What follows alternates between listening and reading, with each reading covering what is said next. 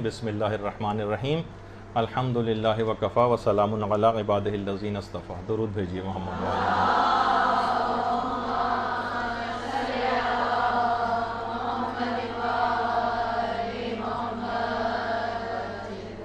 बहुत ज़्यादा लोगों को एक सवाल ये आता है कि हमें अच्छी तरीके से पता है, हमें मदरसे में बहुत ज़्यादा ये चीज़ बताई गई है और उसकी बहुत ज़्यादा ताकीद है, बतौर मोमिन और मोमिना के बहुत ज़्यादा उस इबादत को अंजाम देने की ताकीद है, लेकिन हम देखते हैं कि बावजूद कोशिश के हम नमाज शब के पाबंद नहीं हो पाते। हम क्या करें? अब देखिए, उलमा ने वैसे तो इसके तकरीबन 30-35 तरीक़े बताए, लेकिन मैं उनको समेट कर कुछ चीज़ों में उस अदद को मुनहसर करके आपकी खिदमत में मुख्तसरन पेश कर देता हूँ कि बावजूद कोशिश के अगर कोई शख्स नमाज शब का पाबंद ना हो सके तो वो क्या करे। तो देखिए, सबसे पहली बात तो ये है कि इस बात की सही तौर पर मारिफत हासिल कर ले कि नमाज शब का वक्त कब शुरू होता है। देखिए, असल वक्त तो आधी रात के बाद से शुरू होता है अक्सर उलमा के नज़दीक। आधी रात, अच्छा, अब आधी रात भी कौन सी दूर रह गई, 12:30 पौने 1 बजे तक तो आमतौर पर घरों में सब लोग वैसे ही जाग रहे होते हैं। तो अब तो पढ़कर भी नमाज शब अगर उस वक्त को भी लिया जाए तो नमाज शब को उसके वक्त को स्टार्ट होते ही आधी रात के बाद पढ़कर भी सोया जा सकता है। अलबत्ता ये ज़रूर है कि जितनी फजर से करीब पढ़ी जाएगी उतना ज़्यादा सवाब मिलेगा आपको। और आगा सिस्तानी के फतवे में तो नहीं, पहले तो ये बता दूं कि अगर बिलफर्ज फिर भी कोई शख्स ना पढ़ सके तो ठीक है, वो अगले दिन जो है जब सूरज निकल आए तो क़ज़ा की नीयत से भी नमाज शब को पढ़ सकता है। लेकिन आगा सिस्तानी तो फरमाते हैं कि नमाज इशा के फ़ौरन बाद ही नमाज शब का वक्त शुरू हो जाता है। अगरचे सवाब कम है लेकिन बहरहाल नमाज शब का वक्त तो शुरू हो जाता है।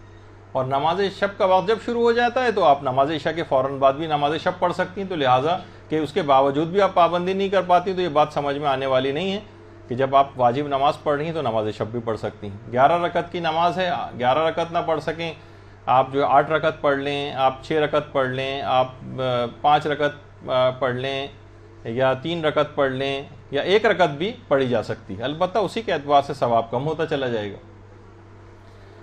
तो दीगर उलमा भी फरमाते हैं कि जो दीगर मुज्तहिदीन की तकलीद में कि बनियत रजा आप जो है नमाज इशा के फ़ौरन बाद भी इस नमाज को पढ़ सकते हैं, वरना अगले दिन क़ज़ा के तौर पर तो पढ़ी जा सकती है। तो अगर ये सही तौर पर पता चल जाए कि टाइम ही आपको पता चल जाए कि नमाज शब का वक्त कब शुरू होता है तो आगा सिस्तानी के फतवे में तो इशा के फ़ौरन बाद से शुरू हो जाता है, तो आप इशा के फ़ौरन बाद भी नमाज शब पढ़ सकती हैं।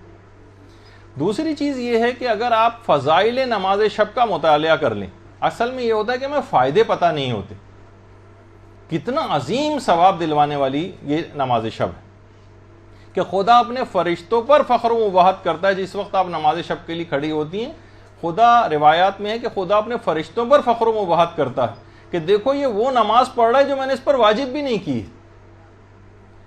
और हम देखते हैं रिवायात के अंदर के ख़ानदान अहले बैत के बच्चे वो किस तरीके से नमाजें जो हैं वो नमाज शब उठ कर पढ़ते थे।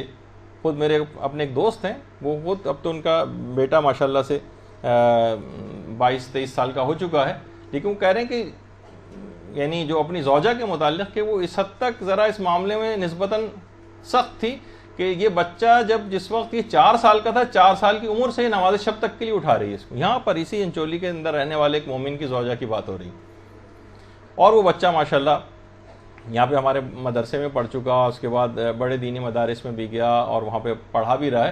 तो इस अंदाज से आप देखें कि इन चीज़ों के असरात होते हैं। बाज़ औक़ात हमें लगता है कि अरे ये तो माँ जो है बहुत ही जालिम है, बताइए बच्चे के ऊपर कौन सा वो है।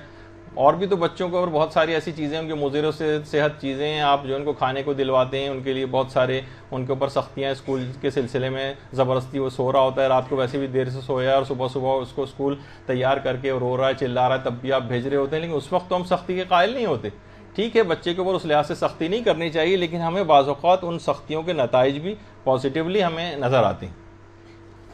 तो अगर हम वाकई ये देखें कि इस नमाज की इतनी अहमियत थी, उसके फ़ज़ाइल का मुताला करें कि ख़ुद पैगम्बर इस्लाम पर तो ये नमाज वाजिब थी, और कितने ही संगीन हालात क्यों ना थे। खुद जैसे कि वाक़यात करबला में मिलता है कि हज़रत ज़ैनब सलामुल्लाह अलैहा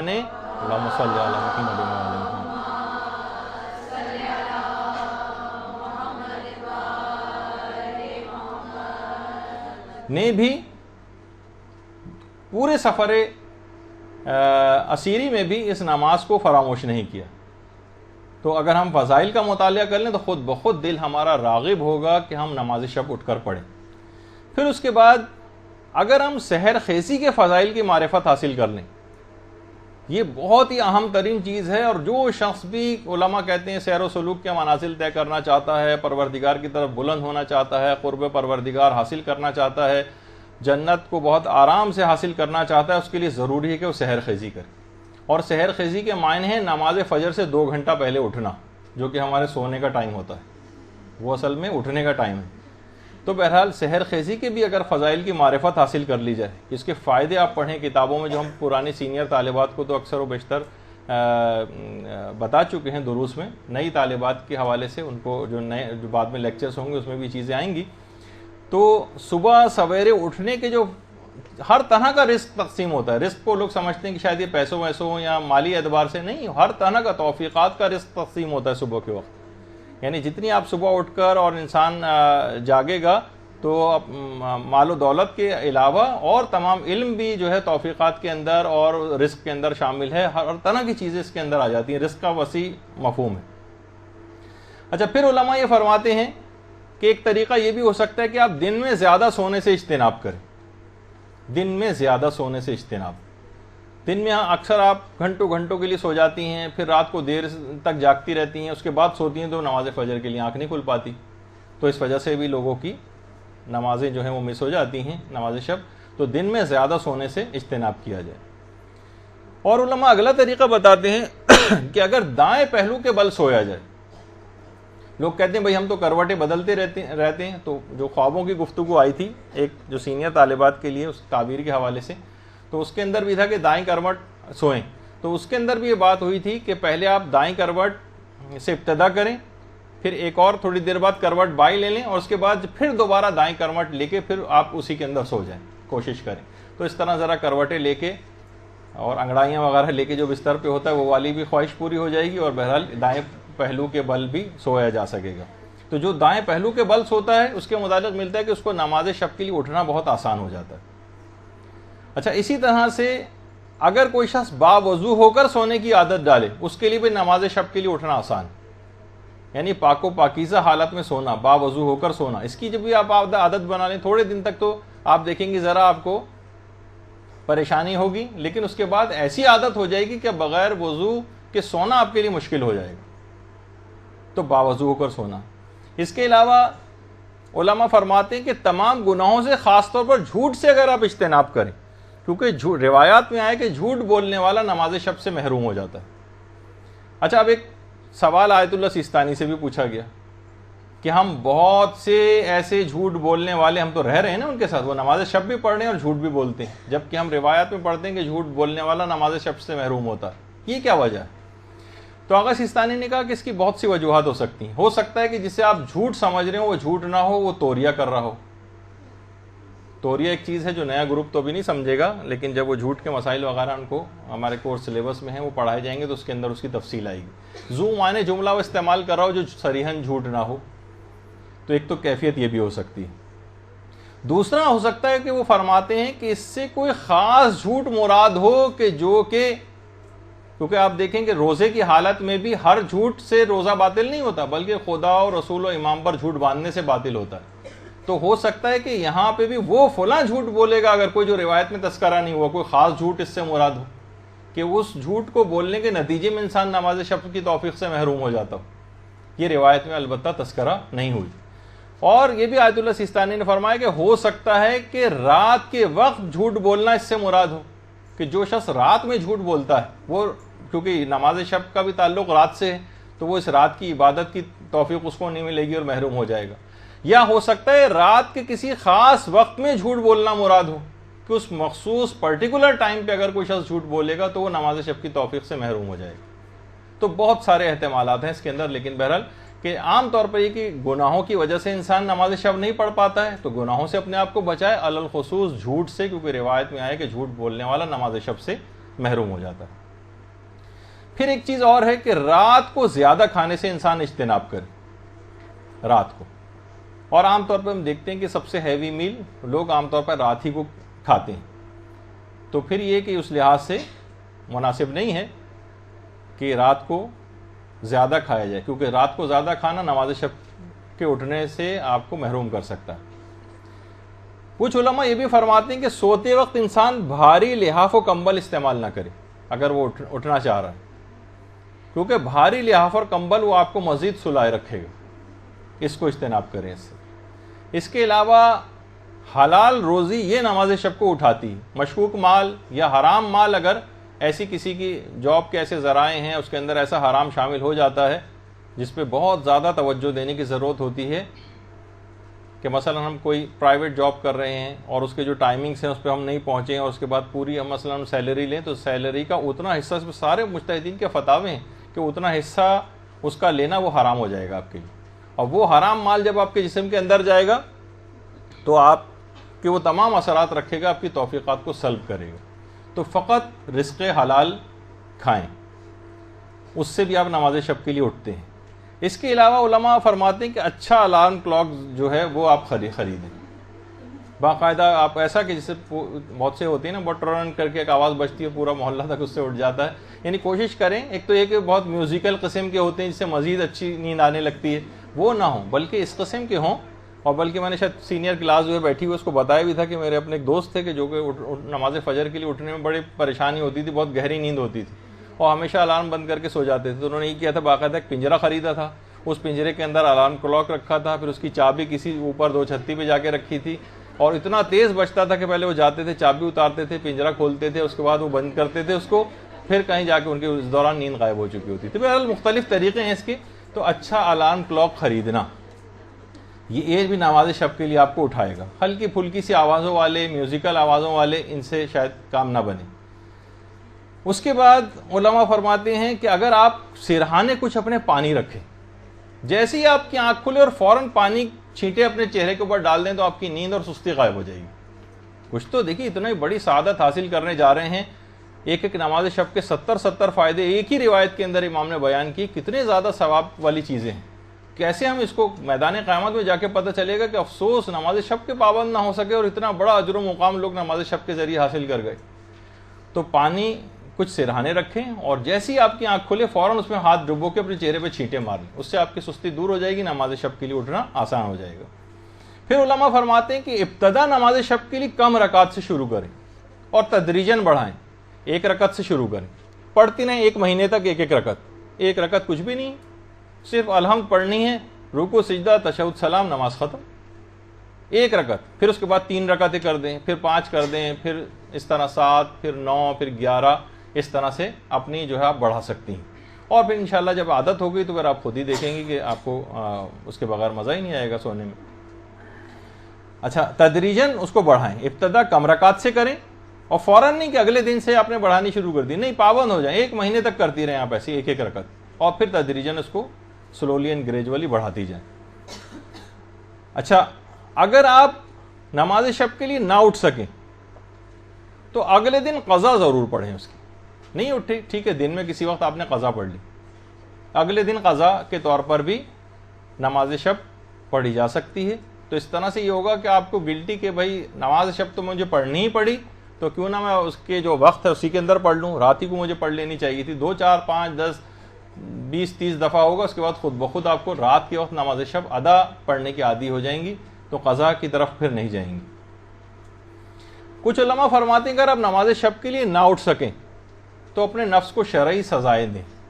शरई सज़ाएँ, मसलन अगर वाकई आप बहुत सिंसियर हैं इस काम में, आप मन्नत मान लें कि अगर मुझसे नमाज शब क़ज़ा हुई तो मैं अगले दिन रोज़ा रखूँगी या अगले किसी दिन में रोज़ा रखूँगी। या मसलन अगर एक नमाज शब मेरी एक दिन क़ज़ा हुई तो मैं 500 रुपये सदका दूँगी और जब आप देखेंगे अरे 500 रुपये बहुत ज़्यादा सदका देने पड़ रहे हैं, तो खुद ब खुद दूसरी तीसरी दफ़ा के बाद आप नमाज शब की पाबंद हो जाएंगे। या मसलन कोई और सख्त काम करने के लिए, अब यानी जो शरई सज़ाएँ हैं, एक वक्त का खाना नहीं खाऊंगी मैं, गर्मियों में मसलन ठंडा पानी नहीं पीऊँगी मैं, सुबह की चाय नहीं पीऊँगी, कोई भी ऐसी चीज़ जो आप अपने लिए कर सकती, और आप वाकई फिर आपका नफ्स आपको मजबूर करेगा भाई नमाज शब पढ़ लो, कम से कम चाय तो मिल जाए सुबह के वक्त। तो बहरहाल एक तरीक़ा ये भी है अपने नफ्स को शरई सज़ाएँ देना, गैर शरई हराम सज़ाओं की तरफ नहीं जा रहा मैं, जो शरई सज़ाएँ।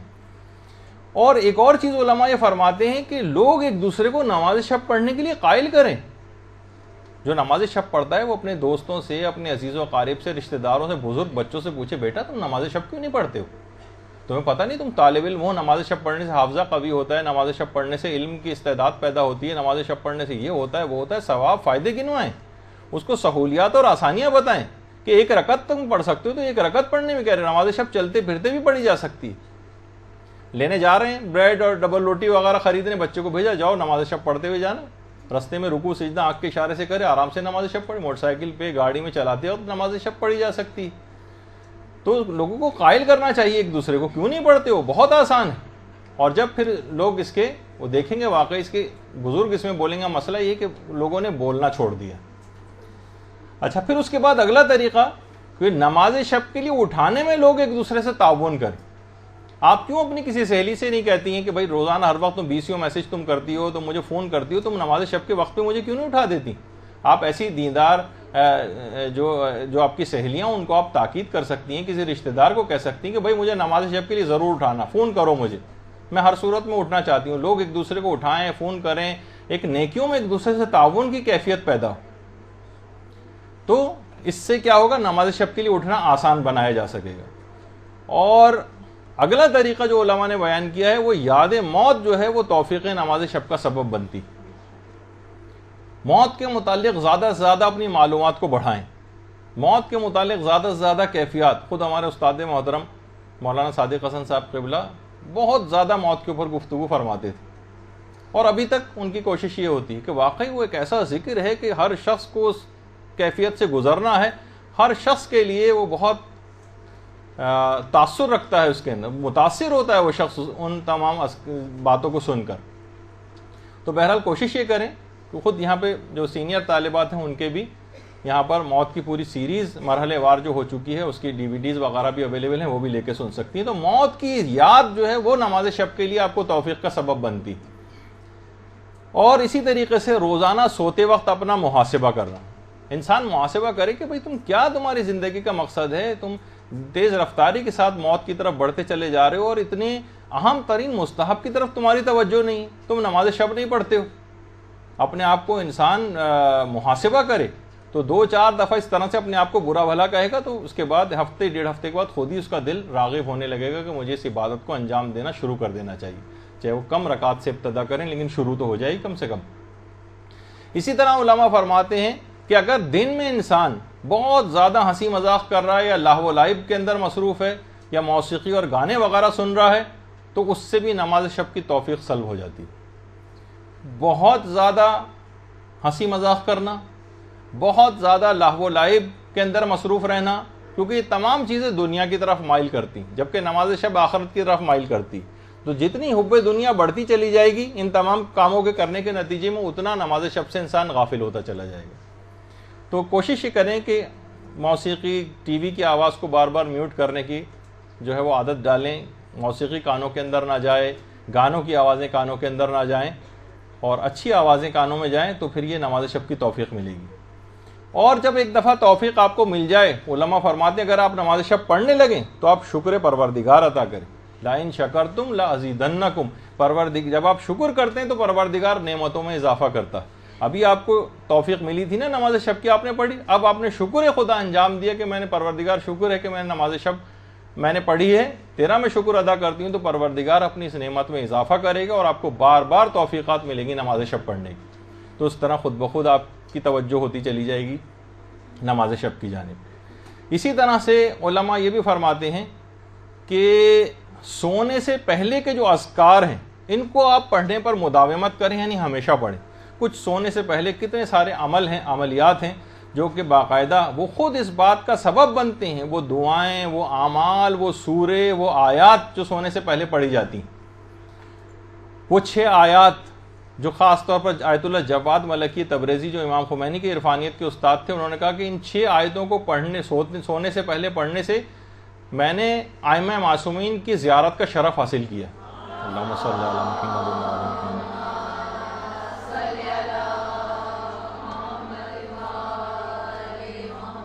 मदरसे ने बाकायदा उन 6 आयात को प्रिंट करवाया है कार्ड के ऊपर, वो भी आप यहाँ से ले सकती हैं। सोने से पहले मुख्तसर तरीन एक लाइन की समझें, 2 लाइन की सिर्फ वो आयात हैं जो कि 6 आयतें पढ़नी और बेपनाह फ़ायदे रखती हैं सोने से पहले, तो वो आप ले सकती हैं। इसके अलावा सोने से पहले तस्बीह हज़रत ज़हरा पढ़ने का बहुत ज़्यादा सवाब है। और इसके अलावा जो हैं वो बहुत से सूरे हैं, जैसे सूरे तौहीद है, सूरे माउज़तैन हैं, और सूरे कहफ की जो आखिरी आयत है क़ुल इन्नमा अना बशरुम मिस्लुकुम वाली 110 नंबर की जो आयत है, ये अगर सोने से पहले जिस नियत से भी कि मैं उस टाइम पर उठ जाऊं, इस नियत से अगर पढ़ ली जाएगी तो अब खुद ब खुद उसी टाइम पर एक फरिश्ता मुकर्रर हो जाता है जो आपको उठाता है। तो बहरहाल ये कुछ ऐसी चीज़ें हैं कि सोने से पहले के कुछ अज़कार हैं, उनको आप पढ़ने की आदत डाल लें तो इंशाअल्लाह खुद ब खुद इस बात का सबब बनेगा कि आपको तौफ़ीक़ नमाज़ शब हासिल हो जाएगी। और बहुत सी चीज़ें और भी हैं जो भी हम इससे पहले बयान करते रहते हैं और आइंदा की नशिस्तों में बयान भी होंगी, लेकिन अभी उनका मौका नहीं है। अभी सिर्फ आपको टिप्स देते जा रहे हैं कि कुछ सोने से पहले के अज़कार हैं ऐसे। और इसके अलावा सोने से पहले बाकायदा परवरदिगार आलम से दुआ करके सोएं। परवरदिगार मेरी आंख नहीं खुल पाती, मैं नहीं उठ पाती, कोई ऐसी सबब और राह जो है पैदा कर दे, खुद तो मुझे उठा दे। तो रिवायतों में मिलता है कि परवरदिगार एक फरिश्ते को मुकर्रर करता है जो फिर नमाज शब के लिए उठाता है। बहुत से तो उलमा ने जो इरफानियात का दर्जा रखते हैं उन्होंने उस फरिश्ते को अपनी आंखों से भी देखा। तो बहरहाल सोने से पहले दुआ करके सोएं। फिर उलमा फरमाते हैं कि सोने से पहले तौबा करके सोना खुद नमाज शब के लिए उठने का सबब बनता है। कितने गुनाह ऐसे हैं जो तौफीक नमाज शब को सल्ब करते हैं। तो जब वो तौबा के नतीजे में वो गुनाह ही बाकी नहीं रहेगा तो खुद ब खुद नमाज शब की तौफीक आपको हासिल हो जाएगी। अच्छा, क्या आखिर ऐसी चीज़ करें कि हमारे तो बहुत ही ज़्यादा गुनाह, तो तौबा, हकीकी तौबा, तो उसके लिए बहरहाल एक अमल भी बताया गया कि जो छोटा सा अमल है लेकिन सवाब बहुत अजीम है। पैगंबर फरमाते हैं कि जो शख्स कहे सुबहान अल्लाह व बिहम्दिही, खुदा उसके लिए 10 लाख नेकियां लिखता है, 10 लाख गुनाह मिटाता है, उसके 10 लाख दरजात बुलंद करता है, और जो ये जिक्र ज़्यादा करेगा अल्लाह उसको और ज़्यादा अता करेगा। इलालुल शराय में शेख सदूक ने लिखा। अल्लाहुम्मा सल्ली अला मुहम्मद।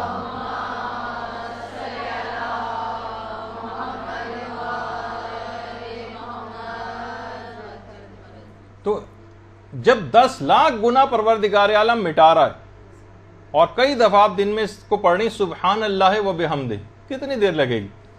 वैसे एक दफ़ा पढ़ने से ये फ़ायदा है, तो कई दफ़ा पढ़ने से इंशाअल्लाह सारे गुनाह माफ़ होते रहेंगे। और सोने से पहले भी इसको कर लें तो क्या होगा, जब वो गुनाह ही बाकी नहीं रहेगा कि जो नमाज शब की की जो तौफीक है उसको सल्ब किए हुए है, तो खुद ब खुद आप नमाज शब की तरफ राग़िब हो जाएंगे। और बच्चों के सिलसिले में भी कि बच्चों को बचपन ही से नमाज शब का आदी बना देना चाहिए। कम से कम 1 रकत नमाज शब पढ़ने की तो आदत डलवा दें, और बहुत ज़्यादा इनको ज़्यादा रकात 11-11 रकात पढ़ने की तरफ भी ना ले जाएं, जो आजकल असल में अमूमी लिहाज से मैं बात कर रहा हूँ। ऐसा ना हो कि वो मुतनफ़िर हो जाएं, नमाज वाजिबी पढ़नी बच्चों को इतनी मुश्किल हो जाती है चेजाए का, इतनी सख्ती उनसे करवाएं। तो बहरहाल जो आम घराने हैं जिनके अंदर बहुत ज़्यादा दीन इतना राइज नहीं है घरों के अंदर, वो अगर इब्तदा करना चाहें तो बच्चों को फ़कत 1 रकत नमाज शब पढ़ने की, वो भी नमाज इशा के फ़ौरन बाद ही पढ़ लें, रात को या फजर से पहले उठाने की इतनी ज़रूरत नहीं। तो फिर उम्मीद है कि अभी से जो शख्स अपने बच्चों को इस तरह से आदी बना देगा, फिर आगे चल के तदरीजन इसमें इजाफा होता जाएगा। बच्चा एक दफ़ा आदी हो जाए तो फिर सारी ज़िंदगी छूटेगी नहीं नमाज शब उससे। और उलमा फरमाते हैं कुछ हमारी अमूमी ज़िंदगी की गलतियाँ भी ऐसी हैं जो कि नमाज शब की तौफीक हमें नहीं दिलवाती और रोक देती हैं उस तौफीक को। वो क्या है? मकसद हयात का तयन ना करना और बेनज़्म ज़िंदगी गुजारना। कोई प्रोग्राम ही नहीं, कोई मकसद हयात ही नहीं, जब चाहा सो गए, कभी देर से उठे, कभी जल्दी उठ गए, कोई अच्छी फिल्म आ गई तो देर तक रात तक उसको देखते रहे, लेट नाइट तकारीब से आ रहे हैं, घूमने निकल गए, ड्राइव पे निकल गए, थके हारे जब आएंगे, जिस्मानी तवानाइयाँ सारी हम लगा चुके होते हैं दुनियादारी के ऊपर, तो फिर उखरवी कामों के लिए हमारे जिस्म में तवानाई बचती नहीं और फिर पढ़ के सो जाते।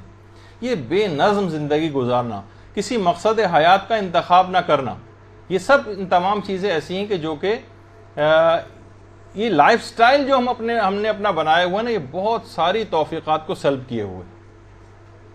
अपनी ज़िंदगी को एक ख़ास प्रोग्राम के तहत मैं दुनिया में क्यों आई हूँ, मेरा मकसद हयात क्या है, मुझे क्या करना चाहिए, अपनी आखरत को कैसा बनाना चाहिए, दुनिया आखरत की खेती है, इस खेती में मुझे क्या चीज़ बोनी है, क्या उस तमाम चीज़ों का आप इंसान को ख्याल करना चाहिए। और थोड़े दिन में वक्त ख़त्म हो जाएगा, फरिश्ते अजल आ जाएगा, दाई अजल को लब्बैक कहना पड़ेगा और मौका ख़त्म हो जाएगा और वहाँ हमेशा हमेशा की ज़िंदगी गुजारनी। तो बहरहाल ये तमाम चीज़ें ऐसी हैं कि अपने लाइफस्टाइल को बेहतर बनाएं कि जिसमें इन तमाम प्रोग्राम्स को भी और इन इबादतों को ज़िंदगी में कहीं फिट कर सकें।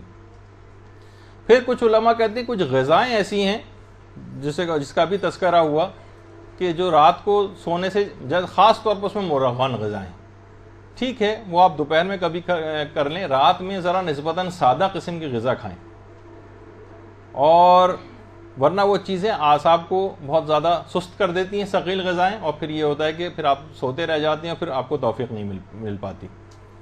और उलमा ये भी फरमाते हैं कि इंसान वाकई खुदा की अज़मत को पहचाने। अगर वो खुदा की अज़मत को इंसान पहचाने कि खुदा की ज़ात कितनी अजीम है, मुझे कितनी उसकी इबादत करनी चाहिए, और मैं फिर फ़कत चंद वाजिब नमाज की सिर्फ चंद टक्करें मार के और अपने समझता हूँ कि मैंने बहुत बड़ा एहसान कर दिया परवरदिगार पर। तो हज़रत ईसा भी फरमाते थे ना, जिस तरह से कोई बीमार ग़िज़ा से लुत्फ़अंदोज़ नहीं होता, उसी तरह हुब्बे दुनिया और गुनाहों में मुब्तला शख्स जो है वो भी इबादत इलाही से लुत्फ़अंदोज़ नहीं होता। तो इंसान की निगाह में खुदा की जितनी अज़मत होगी उतनी ज़्यादा वो इबादत की तरफ रग़बत करेगा। पैगम्बर इस्लाम रात में कई दफ़ा सोते और जागते थे, और जब भी कोई शख्स घर का जागा हुआ होता तो देखता था पैगम्बर हर वक्त इबादत में मसरूफ़ नज़र आते। 2 घंटे से ज़्यादा शायद कभी किसी वक्त सोते भी नहीं थे, बार बार सोते और जागते थे। यानी ऐसा लगता था गोया जैसे शर्मिंदा हो रहे हो कि परवरदिगार तेरी जितनी इबादत करनी चाहिए थी मैं कहाँ कर पाता हूँ वो इबादत। तो इतनी सहूलियात देने के बाद भी हम नमाज शब के पाबंद ना हो तो बहुत शर्म और अफसोस की बात है। इसी तरीके से इंसान को चाहिए कि अपने कमज़ोर इरादे को कवी बनाए, कवी। और सबसे ज़्यादा ये जो 2 मौके ऐसे हैं, जैसे नमाज फजर के वक्त अक्सर क़ज़ा हो जाना या नमाज शब का ना पढ़ पाना, ये कमज़ोर इरादे की वजह से तो होता है। और सबसे बड़ी वजह जो कमज़ोर इरादे की है, जो इससे पहले भी कई क्लासेज में आ चुकी है, वो ग़िना और मौसीकी है। जो इमाम खुमैनी फरमाते थे कि इससे ज़्यादा कमज़ोर करने वाली इरादे को कोई और चीज़ नहीं। वो इतनी दफ़ा आपके कानों में, जो घरों में जिस तरीके से टीवी अब 24 घंटे खुले रहने लगे हैं, कोई नहीं भी सुन रहा हो तो कम से कम एक आवाज़ तो आती रहे। अब इस वजह से सन्नाटे को दूर करने के लिए टीवी हर वक्त ऑन रखा जाता है, तो खुद ब खुद वो तमाम असरात आपके कान के ऊपर और आपकी रूहानियत के ऊपर मुरतब होते हैं, जो उन हराम आवाज़ों को सुनने की वजह से आपके अंदर जो आवाज़ें जा रही हैं वो आपकी बहुत सी तौफ़ीक़ात को और इरादों को सल्ब करते हैं। और एक दफ़ा भी उलमा कहते हैं कि 1 महीने तक भी अगर आपने नफ्स पर ज़बरदस्ती करके नमाज शब का इसको आदी बना दिया तो हमारे दिमाग में बाकायदा एक बायोलॉजिकल क्लॉक होता है, वो सेट हो जाएगा। जैसे बहुत से लोग जो मखसूस औकात पे उठने के आदी हैं, तो वो बहुत से लोग जो आदी हो जाते हैं वो किसी अलार्म क्लॉक के बगैर भी उनकी खुद ब खुद आँख खुल जाती है। 1 महीने तक भी अगर आपने खुद को नमाज शब का आदी बना लिया तो वो बायोलॉजिकल क्लॉक खुद ब खुद मखसूस टाइमिंग्स पे आपको उठा देगा। और उलमा फरमाते हैं कि आज तक कोई भी शख्स हमने ऐसा नहीं देखा जो मकामात आलिया पर फायज हुआ हो परवरदिगार की तरफ और वो नमाज शब और सहर खेजी का आदी ना हो। यानी लाजमी उसका लाजिमा है, उसका एलिजिबिलिटी क्राइटेरिया ही है परवरदिगार की तरफ कि वो सहर खेजी ज़रूर करता होगा और नमाज शब का आदी होगा, वरना वो भूल जाए कभी बुलंद मुकाम हासिल नहीं कर सकेगा। तो नमाज शब को कहा जाता है सवाल मुनकिर व नकीर का जवाब है। ये कब्र और क़यामत में इंसान की मोनिस है, और ये एक नूर है जो मोमिन और आतिश जहन्नुम के दरमियान एक हिजाब बन जाएगा। और ये मीज़ान अमल को भारी करने वाली चीज़ है, और पुले सरात से इंसान को इंतहाई तेज़ रफ्तारी के साथ निकाल कर ले जाने वाली चीज़। और ख़ुद दुनिया में भी नमाज शब के बेतहाशा फ़ायदे हैं, रिस्क में इजाफ़ा, उम्र में इजाफ़ा और बीमारियां दूर होती हैं और हर खैर बरकत को नाजिल करने का सबब बनती, और ना जाने कितने बेशुमार नमाज शब के फ़ायदे होंगे। तो बहरहाल अभी 2-3-4 सवालात और भी थे जिनका मुझे जवाब देना था, लेकिन इस वक्त मेरे सामने घड़ी मौजूद है कि टाइम बिल्कुल उसका ख़त्म हो गया है। तो इंशाअल्लाह जो हमारी आइंदा की जो नशिस्तें होंगी उसके अंदर हम पूरी कोशिश करेंगे कि मज़ीद सवालात के जवाब भी आते रहें, और अगली दफ़ा से तो एक नए मौजू के ऊपर बाकायदा हमारी गुफ्तगू शुरू हो जाएगी। वसल्लल्लाहु अला मुहम्मदिन व आलिहि तय्यबीन अत्ताहिरीन। दरूद भेजिए।